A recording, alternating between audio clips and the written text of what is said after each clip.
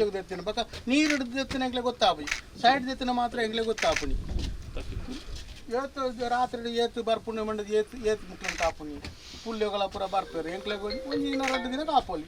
ಮರಳನ್ನು ತೆಗೆದು ಅಗೆದು ಬದಿಯಿಂದ ಅಗೆದು ತೆಗೆದಿದ್ದಾರೆ. ಅದು ಎರಡು ತಿಂಗಳ ಮುಂದೆ ಇಲ್ಲಿ ಒಂದು ಪ್ರತಿಭಟನೆ ಆಯಿತು. ಆನಂತರ ಜಿಲ್ಲಾಧಿಕಾರಿಗಳಿಗೆ ಮತ್ತು ಗಣಿಗಾರಿಕೆ ಎಲ್ಲರಿಗೂ ಮನವಿ ಕೊಟ್ಟು ಅದು ಒಮ್ಮೆ 2 ತಿಂಗಳ ಮುಂಚೆ ನಿಂತಿತ್ತು ಮರಳು ತೆಗೆಯುವುದು.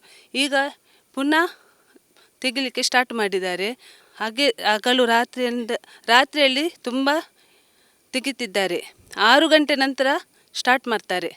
ಉಳಿಯಪ್ಪ ಅವರು ಇದು ದೀಪವನ್ನು ಪುನಃ ಅಗಿತಾ ಇದ್ದಾರೆ. ಇಲ್ಲಿ 2 ತಿಂಗಳ ಮೊದಲು ನಾವು ಇಲ್ಲಿ ದೊಡ್ಡ ಮಟ್ಟದಲ್ಲಿ ಇಲ್ಲಿ ಸಭೆ ಸೇರಿ ಜಿಲ್ಲಾಡಳಿತಕ್ಕೆ ಮತ್ತು ಗಣಿ ಇಲಾಖೆಗೆ ಎಲ್ಲರಿಗೆ ನಾವು ಮನವಿ ಸಲ್ಲಿಸಿದ್ದೆವು.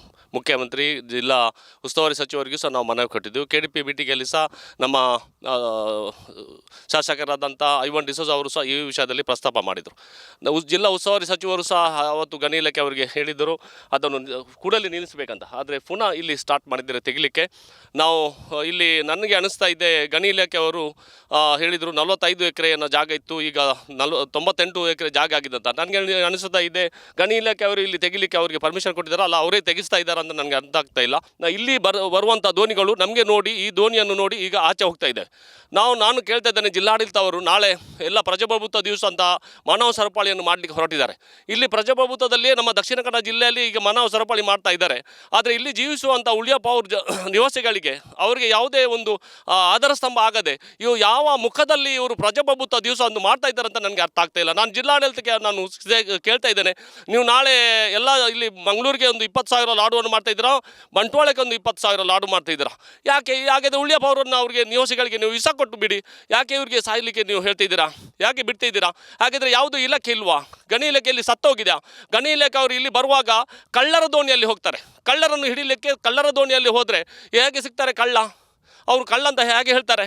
ಆಗಿರುವಾಗ ಇಲ್ಲಿ ಜಿಲ್ಲಾಧಿಕಾರಿ ನಾವು ಎಲ್ಲ ಮನವಿ ಮಾಡಿದ್ದಕ್ಕೆ ಒಂದು ಸಮಿತಿಯನ್ನು ರಚನೆ ಮಾಡಿದರು. ನಾನು ಸಹ ದೀಪಕ್ಕೆ ಭೇಟಿ ಕೊಡ್ತೇನೆ ಅಂತ ಹೇಳಿದರು, ಇದುವರೆಗೆ ಭೇಟಿ ಕೊಡಲಿಲ್ಲ. ಒಂದು ಸೌಜನ್ಯಕ್ಕೆ ಆದರೂ ಒಂದು ಭೇಟಿ ಕೊಡಲಿಲ್ಲ. ಇಲ್ಲಿ ಬಂದಿದ್ದರು, ನಮ್ಮ ಕಮಿಷನರ್ ಬಂದಿದ್ದರು, AC ಅವರು ಬಂದಿದ್ದರು, ಆದರೂ ದೋಣಿಯಲ್ಲೇ ಹಿಂದೆ ಹೋಗಿದ್ದಾರೆ. ಇದು ಉಳಿಯಪ್ಪ ಅವರು ದೋಣಿ ತಗೊಂಡು ಬರಲಿಕ್ಕೆ ಹೇಳಿದ್ದಾರೆ. ಇಲ್ಲಿ ಸುತ್ತಾಡಿಕೊಂಡು ಜನರ ಹತ್ರ ಮಾತಾಡಿದ್ರೆ ವಾಪಸ್ ಹೋಗಿದ್ದಾರೆ. ಹಾಗೆ ಇರುವಾಗ ಇವರು ನಮ್ಮ ದಕ್ಷಿಣ ಕನ್ನಡ ಜಿಲ್ಲೆಯವರು ಅಲ್ವಾ? ನಮ್ಮ ದೇಶದ ನಿವಾಸಿಗಳು ಅಲ್ವಾ? ನಮ್ಮ ದೇಶದ ಜನಗಳು ಅಲ್ವಾ? ಯಾಕೆ ನೀವು ಈ ಥರ ಜನರನ್ನು ನೀವು ಸಾಯಿಸಲಿಕ್ಕೆ ನೋಡ್ತಿದ್ದೀರಾ? ದಯಮಾಡಿ ನಾನು ಕೇಳ್ತಾ ಇದ್ದೇನೆ ಜಿಲ್ಲಾಡಳಿತಕ್ಕೆ, ನಾನು ಆಗ್ರಹಿಸ್ತಾ ಇದ್ದೇನೆ, ಇಮಿಡಿಯೇಟ್ ಆಗಿ ನೀವು ಇಲ್ಲಿ ಭೇಟಿ ಕೊಟ್ಟು ಈ ಶಾಶ್ವತವಾಗಿ ಮರಳುಗಾರಿಕೆಯನ್ನು ನಿಲ್ಲಿಸಬೇಕಾಗಿ ನಿಮ್ಮ ಹತ್ರ ನಾನು ಕೇಳಿಕೊಳ್ತಿದ್ದೇನೆ. ಪಾವರುಳಿಯ ದ್ವೀಪದ ಸುತ್ತ ಈ ನದಿಯಲ್ಲಿ ಸಂಚರಿಸ್ತಾ ಇದ್ದೇವೆ. 2 ತಿಂಗಳ ಹಿಂದೆ ದೊಡ್ಡ ಮಟ್ಟದ ಒಂದು ಪ್ರತಿಭಟನೆ ಇಲ್ಲಿ ನಡೆದಿತ್ತು.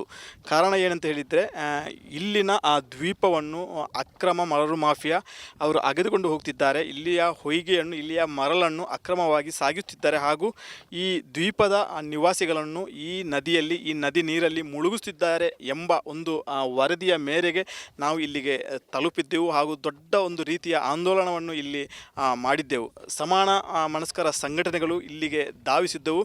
ಹಾಗೂ ಇಡೀ ಮೀಡಿಯಾ ಮಾಧ್ಯಮ ಲೋಕವೇ, ಇಲ್ಲಿಯ ಸ್ಥಳೀಯ ಮಾಧ್ಯಮ ವೃಂದವೇ ಇಲ್ಲಿಗೆ ಆಗಮಿಸಿತು. ಹಾಗೂ ಇಷ್ಟೆಲ್ಲ ಕೋಲಾಹಲದ ನಡುವೆ ದಕ್ಷಿಣ ಕನ್ನಡ ಜಿಲ್ಲಾಧಿಕಾರಿಯವರು ಒಂದು ಭರವಸೆಯನ್ನು ನೀಡಿದ್ದರು. ಸಂಪೂರ್ಣವಾಗಿ ಪಾವರುಳಿಯ ಸುತ್ತಮುತ್ತಲಿನ ಮರಳು ಅಗೆತವನ್ನು, ಅಕ್ರಮ ಹೊಯ್ಗೆಯ ಅಗೆತವನ್ನು ನಿಲ್ಲಿಸುತ್ತೇವೆ ಹಾಗೂ ಇದಕ್ಕೆ ಸೂಕ್ತವಾದ ಒಂದು ಪರಿಹಾರವನ್ನು ಕಂಡುಕೊಳ್ಳುತ್ತೇವೆ ಎಂಬ ಒಂದು ಭರವಸೆಯನ್ನು ಇಲ್ಲಿ ನೀಡಿದರು. ಆನಂತರ ಗಣಿ ಇಲಾಖೆಯ ಒಂದು ಬೇಜವಾಬ್ದಾರಿತನ ಏನಿದೆ ಅದನ್ನು ಬಯಲು ಮಾಡುವಲ್ಲಿ ನಾವು ಹಾಗೂ ನಮ್ಮ ಮಾಧ್ಯಮ ವೃಂದವು ಇಲ್ಲಿ ಸಫಲತೆಯನ್ನು ಕಂಡಿತ್ತು. ಇದನ್ನು ತಿಳಿದ ಜಿಲ್ಲಾಧಿಕಾರಿಯವರು ಸತ್ಯಾಸತ್ಯತೆಯನ್ನು ಅರಿಯಲು, ಸತ್ಯಾಸತ್ಯತೆಯನ್ನು ಪರೀಕ್ಷಿಸಲು ಸಮಿತಿಯನ್ನು ರೂಪಿಸಿದ್ದರು.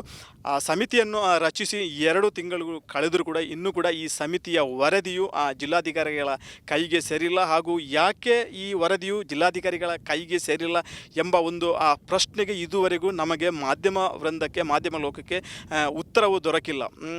ಇದರ ನಡುವೆ ಈಗ ನಿನ್ನೆ ರಾತ್ರಿಯಿಂದ ಪುನಃ ಇದೇ ಪಾವರುಳಿಯಕ್ಕೆ ಅಕ್ರಮ ಮರಳು ಸಾಗಾಟಗಾರರು ತಮ್ಮ ದೋಣಿಗಳನ್ನು ಇಲ್ಲಿಗೆ ತಂದಿದ್ದಾರೆ.